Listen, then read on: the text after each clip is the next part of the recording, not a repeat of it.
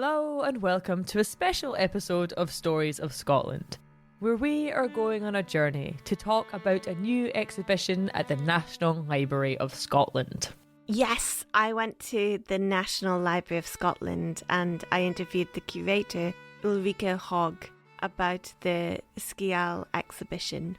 It's on the incredible work of John Francis Campbell. We love John Francis Campbell because he collected Gaelic folklore, and he was also intrigued by the natural environment. So what we'll do is play the interview and then jump in to tell you a little bit about thermography. That sounds like a fun and relevant fact. Oh, I do love a fun yet relevant fact, Annie. Yay! All right, so let's dive into this interview.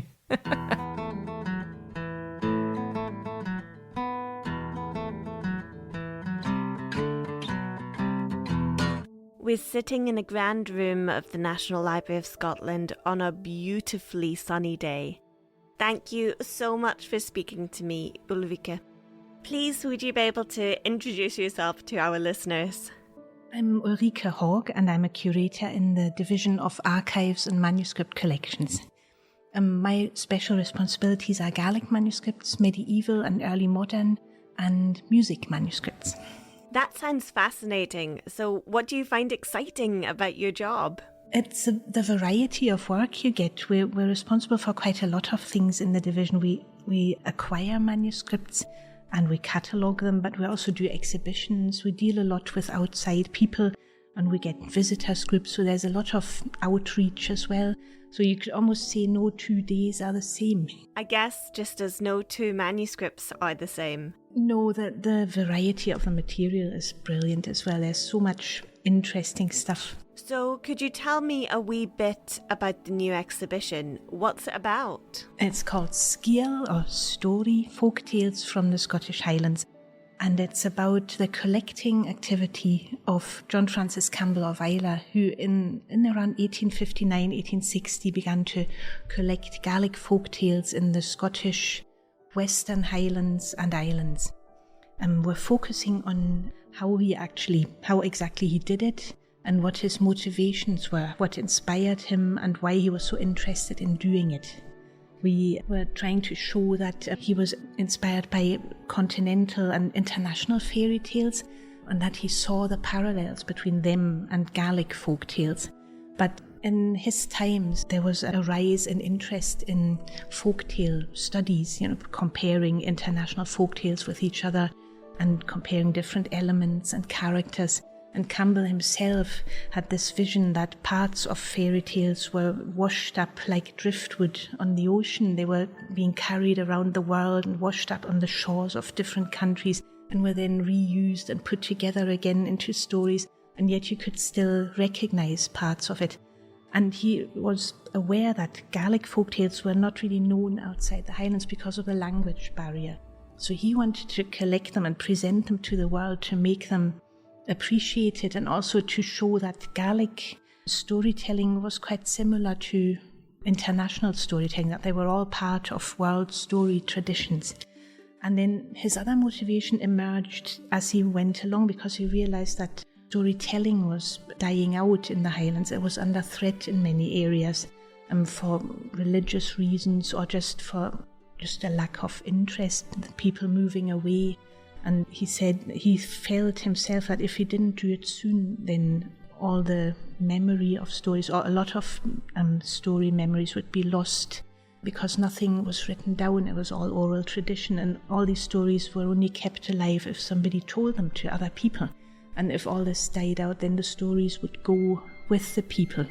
So we're trying to show these two strands in his motivation and general sort of mood of the whole thing. There was a slight melancholy atmosphere, but he was also, because he was himself quite a jovial guy, and it's quite an interesting, fun exhibition as well. Did his work contribute to the Celtic revival, the 19th century increased interest in Gaelic culture? Well, he was one of the people who initiated it as well. He contributed to the new Gaelic journals and so on, but I could imagine it did, but that wasn't really his prime motivation. So John Francis Campbell was quite uniquely placed to be able to do this. Could you tell me more about his background, please? Yes, he was a Gaelic-speaking Scottish aristocrat. He was born in Edinburgh but brought up on Islay, and he was left in the company of the family piper, who was a Gaelic speaker. And he taught him his Gaelic, or so Campbell says, and he took him round all the villages and the people, and through him he learned how to talk to everyone, not to have any sort of delusions of grandeur, but he could actually speak to anybody he encountered at the same level as that person. So people trusted him and were quite willing to give him stories, or when they heard his name mentioned by others, they would open up to his collectors and other people. It's such a contrast to what I imagine when I think about Highland and Island aristocrats in the 19th century. Yes, he was certainly considered to be one of them. He wasn't an absentee sort of person, although he later was. But, I mean, he spent his childhood on Islay, and then the family lost the Islay estate, and he was taken to London and being looked after there. But when he returned to Islay, he was still considered to be one of the people there. They still accepted him. I find him really interesting. Born to a landowning family who lose their estate, so he's then being brought up in different places. In some ways, he's kind of like a piece of driftwood himself. Yes, exactly, yes. So could we talk a wee bit about the exhibition and the type of objects that you've got in it? We're showing some of his manuscripts that show how he collected stories. We have we have selected a few story contributors. There's one man from Mingulay whose portrait Campbell drew, Rory Rum he calls him, and Roderick MacNeil. And we show this and the story and the description of the man. We want to show that in Campbell's collecting, in Campbell's archive, many of these people come alive. They're either described in detail by others, or Campbell in his diaries describes them, how he came across them, how there was a bit of banter, how they were sometimes quite disrespectful, but he thought it was really funny. He just took it in his stride. And then how he really took an interest in these individuals, and then he kept all the Gaelic versions of their stories, and he himself translated them. And then when he later published them, he credited the original storyteller in his book. So we just wanted to show how from collecting to, or sort of getting a first impression of the storyteller, their story made its way to the published version. And then we show some of the works that inspired him initially, like the Grimm's fairy tales, for example, and the Arabian Nights, now 1001 Night, I think it's called now.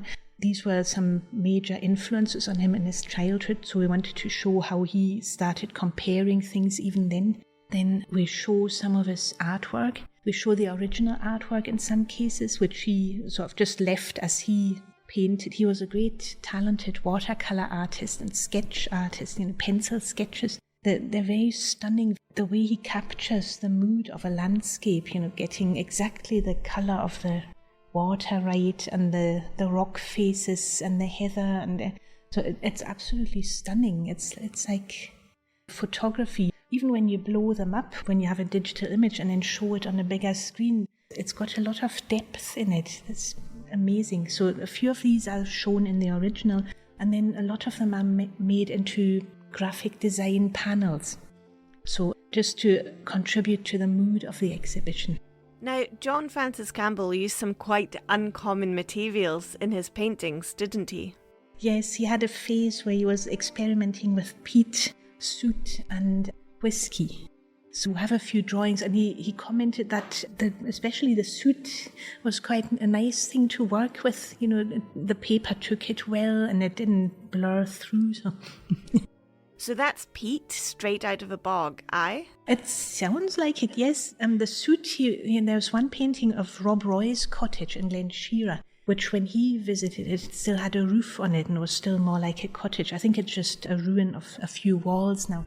And he said he had taken the soot from the rafters, just above the fireplace. So he had scraped off a little bit, and then he drew the cottage with that, yeah. Oh, that's beautiful, to be making an illustration of the building with soot from the fireplace. Mm-hmm. Do they smell? We did sniff them, but we couldn't make out any smell of whiskey. I don't know, it's very disappointing, actually. Wow. Well, I think for anyone who works with historical objects, it's really part of your duty sometimes to just give an artifact a really good sniff. It's how we understand our culture. Yes, yes, a lot of people do that. But no, unfortunately, no. So what are the highlights of that collection? I think some of the portraits I find very moving. We have one portrait which is on a wall panel, enlarged. It's of a lady he painted in Ireland, and she is 110 at the time. She was 110 in the year 1863, and her name is Anna Keneally. And the way he drew her is very wistful, and she looks into the distance. There's another one, Rory Rum, who I mentioned before, the man from Mingulay. These two elderly people have a very insightful, sort of detached expression on their faces, which I find very moving because they were tradition bearers. So you can only wonder what they were thinking and what was going on in their heads. You know, when you spoke to them, they would give you a story. And when they were not speaking, they looked so thoughtful and interesting. I think this feeds into how Campbell references his folklore in his books. He tells you not just the names of the people who told him the stories, but also where they're from and a little of their history, and then the circumstances for the situation where they're conveying the story to him. It's clear that Campbell didn't feel the folklore belongs to him, but rather to the whole community. Mm-hmm. Yes, exactly, yeah.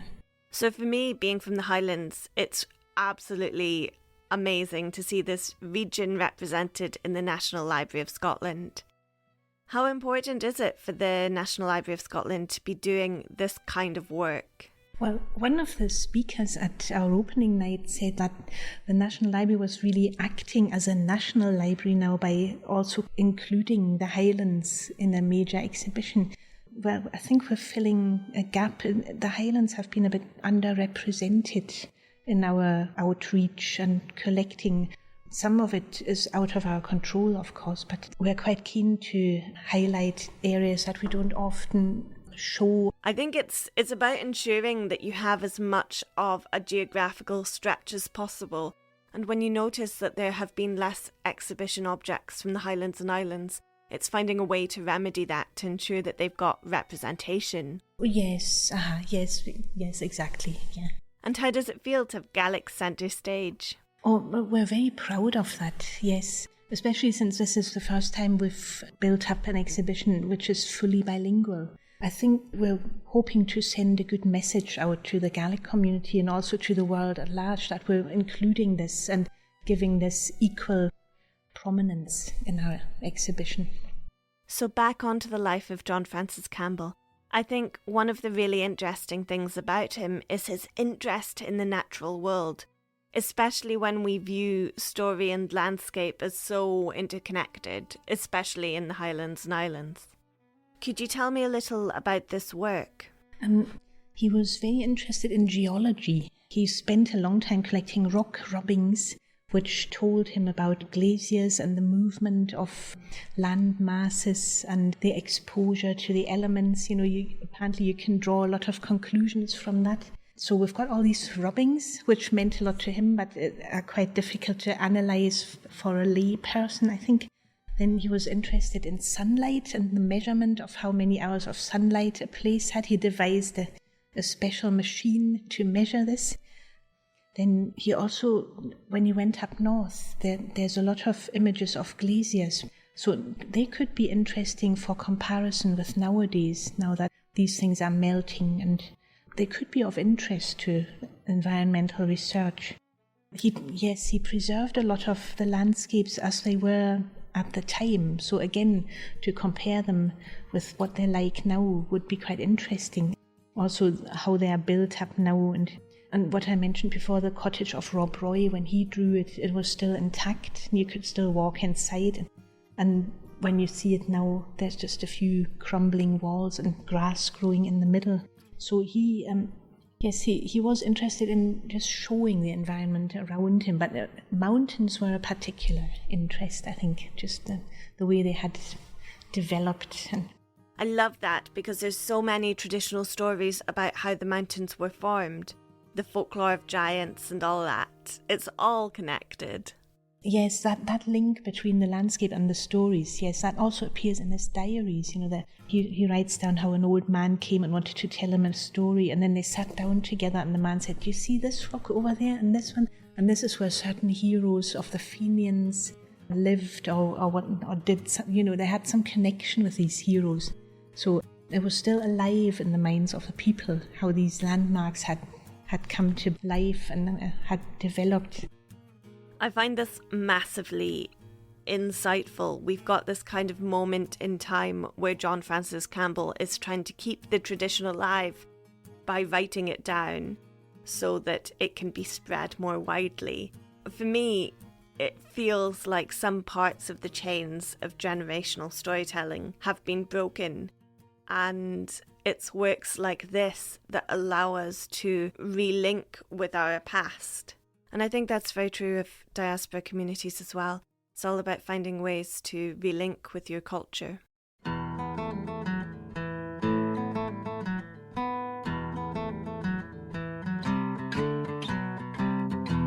Campbell wrote extensively and in detail about the many things that interested him, and he filled many scrapbooks and real books on information about glaciation, meteorology, thermography, solar physics, travel and astronomy.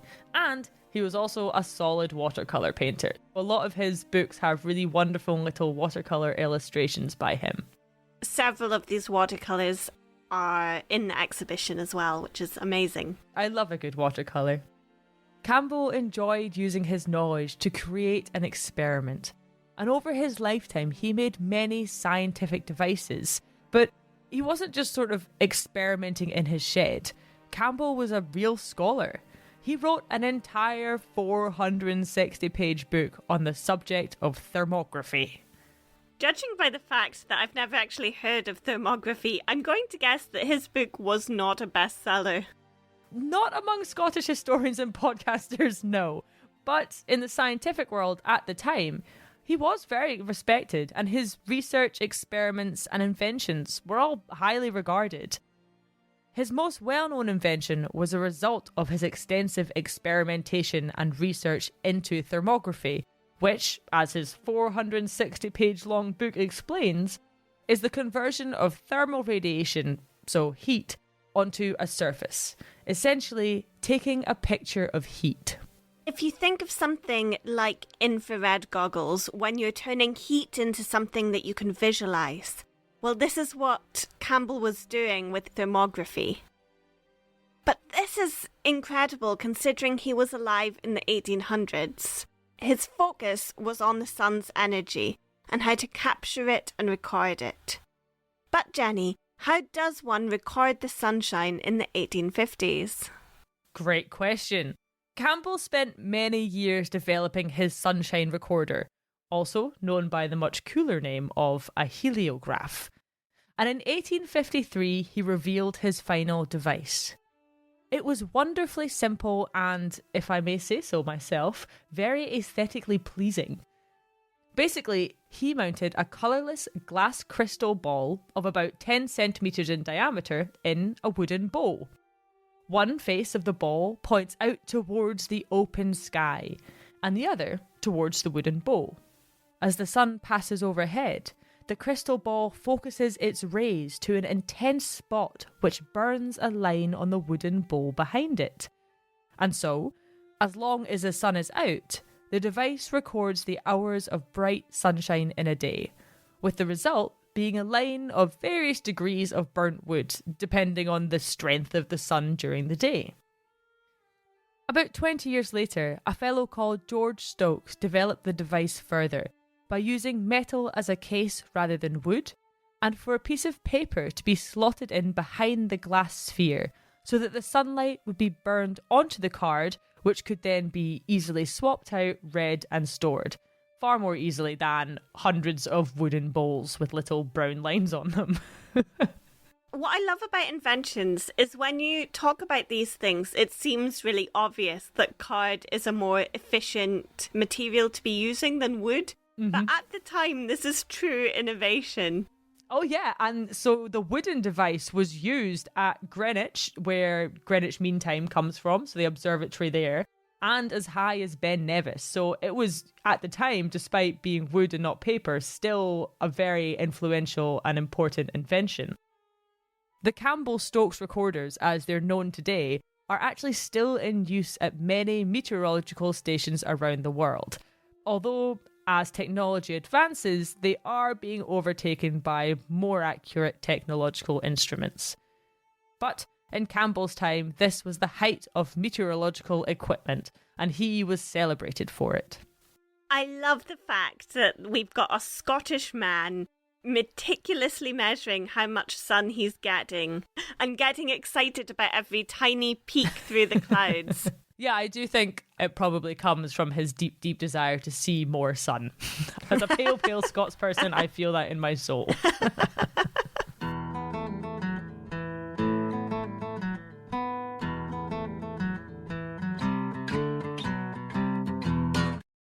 Do you think that John Francis Campbell's work as a full body, both the folklore and the science, still has relevance in the modern day? I think his scientific work is probably superseded, but it's still a good record and a very colourful and detailed record of the research as it stood at the time. It was very state of the art, I think, what he did. And his folklore collection obviously was pioneering in Gaelic Scotland and preserved a lot of things which may not have survived otherwise. I would say his artwork needs special highlighting as well. I think that'll last forever because it's so beautiful and so well done and so lovingly painted. Agreed, and it enhances the folklore to then see the art, to see the Highlands and Islands. Absolutely. And when you see his paintings, maybe a painting of a loch, it's not just that the water is the correct colour, but it's also that you could very easily believe that there's a mermaid or a kelpie in there. There's a little element of magic to it, though he is just capturing the landscape. Yes, it's completely alive. Yes, you're right. So if you find yourself wandering in a Highland glen and then you bumped into John Francis Campbell, what would you say to him? Thank you. I feel like we all need to say thanks to him.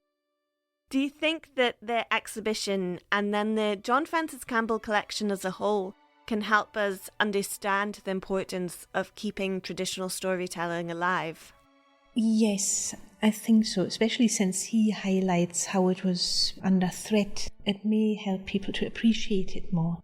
And also, we have recordings of Campbell's own stories, and there will be some events as well, some storytelling events, and it will show people what these stories were actually like and how beautiful they were and how exciting in places. So I hope that it'll keep the interest alive. Is there a particular story in the John Francis Campbell collection that you feel particularly drawn to? It would be difficult to highlight any ones in particular. I liked one where there was a talking raven helping the hero of a story. And the raven, of course, was not a raven at all, but an enchanted human being. Unfortunately, I've forgotten the name, but these kind of stories interest me, where there's a talking animal or an enchanted human being who has to act as an animal until it finds release from that state. Then there are some interesting ones which are very close to stories we know from the Brothers Grimm. There's one which is very similar to the Frog Prince, and another one which is very similar to the town musicians of Bremen. I don't know if that's very well known here. It's about 4 elderly animals who get turfed out by their owners and then team up and scare a bunch of robbers out of their house and then live in it. And the Frog Prince, of course, is quite well known. So to find that these ones were also being told in the Gaelic-speaking Highlands is they were different enough to make Campbell at least quite sure that there was a separate tradition, that it hadn't come in through the Brothers Grimm, but that there was a much older tradition through which it had come into the Highlands. that makes them quite fascinating. I think it's not just from German stories, but elements from Norse tales as well. So it's a whole mix of things. So I think on the whole, these stories are fascinating. I really enjoy the multi-animal story. It's about a lovely sheep, isn't it? It's called The White Pet. The White Pet, exactly, yes. It's quite funny in German as well. You know, the way they all stack up on top of each other. We called it the stacked animal story when we were talking about the exhibition. Instead of stacking animals in the John Francis Campbell version I've read, the animals all choose different parts of the house to sleep in. And what character from his folklore would you be? Probably a talking raven. I feel like a talking raven is perfect for someone who works in a library, because the ravens always come in to give you a bit of wisdom, right? So the wisdom I need right now is about visiting the library. It's free to visit and it's in the heart of Edinburgh. There's also a shop and a cafe inside. But what else is there to do nearby? Well, if I could just say, within the same building, there's also our treasures exhibition, which is currently going on, which highlights individual items from our collection, from different categories of material, and it's being rotated every so often, so it's never quite the same. So that would be recommendable as well. Agreed. I love the Treasures exhibition because that is the curators from every department who are showcasing some gems from the collections that they are custodians of.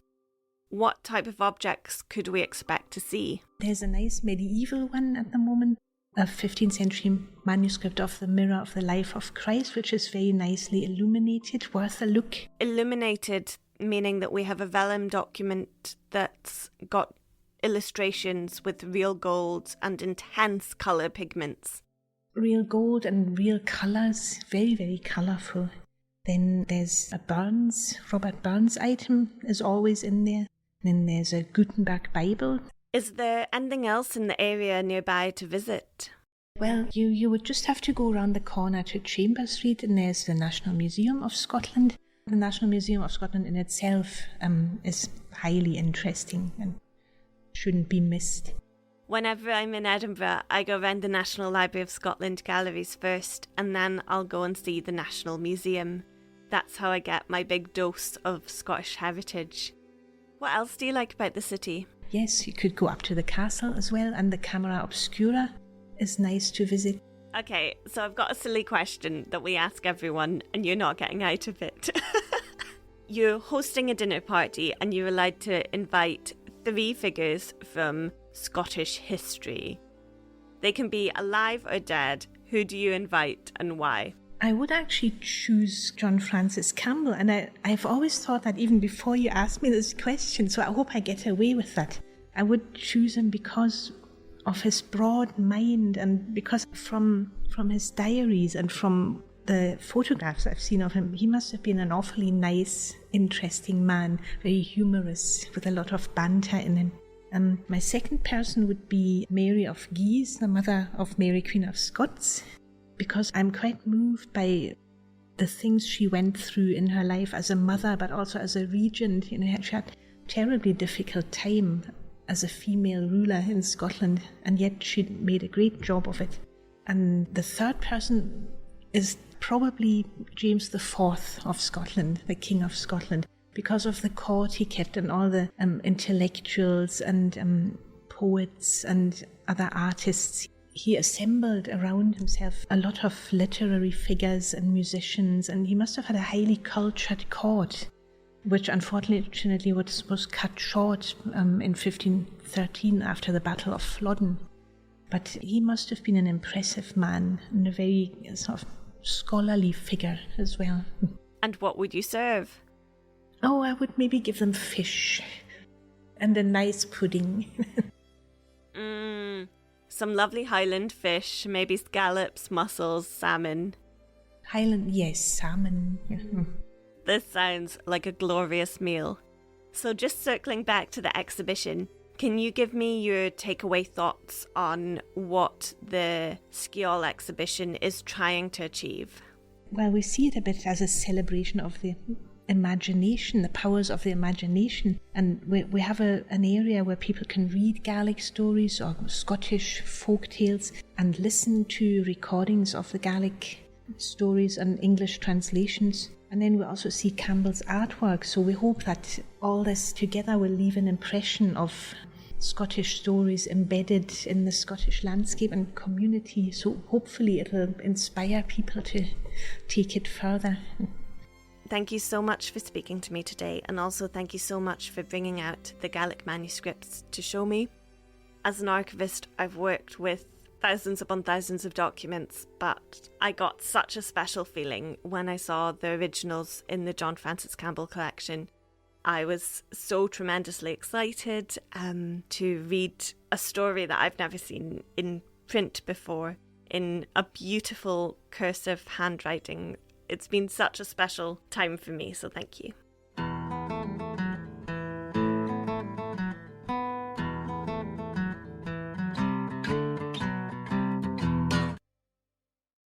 When I first walked into the Sgeul exhibition, the story exhibition, I noticed the sharp contrasts between the beauty of the bright watercolour paintings that had been blown up to become wall panels and the dark, dark space. Lit up cabinets like little will-o'-the-wisps guided me from story to story. And I think the work of John Francis Campbell is one of such contradictions. To save oral storytelling, he began writing it down, which in itself is completely outside the tradition of what these stories are meant for. However, by recording the stories in this way, by writing them down, it means that the ones that were lost could then be rediscovered. It felt very reflective to sit and take time to engage with the interactive storytelling elements of the exhibition, just to listen. It made me reflect on our own practices as storytellers, and as an audience as well. As Ulrike said, it made me think about how storytelling of the past is still just like Driftwood.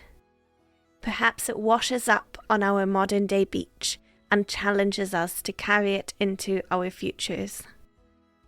Myself and Jenny have pored over the books of John Francis Campbell to learn the old tales and their origins, and it was incredibly moving to see the manuscripts and art made by his own hands. My takeaway activity that I'm now planning after visiting the exhibition is to try landscape painting with things found in the environment. I reckon we could have a really fun day trip to paint a Highland landscape with peat, just like John Francis Campbell. Or perhaps I'll start a little more humble by trying to paint the fairies that I suspect cause mischief in my garden, maybe using some squashed blackberries or their leaves that are taking over my vegetable patch. Either way, it's just another path to telling a story.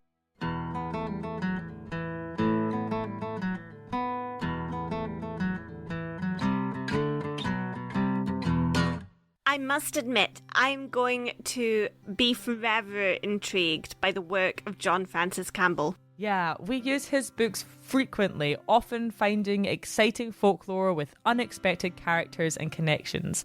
And I'm sure throughout the years, more than a few of the stories that he'd collected and translated into our podcast.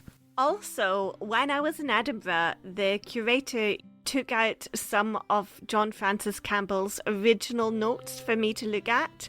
This was unpublished material. And it was such a special moment for me.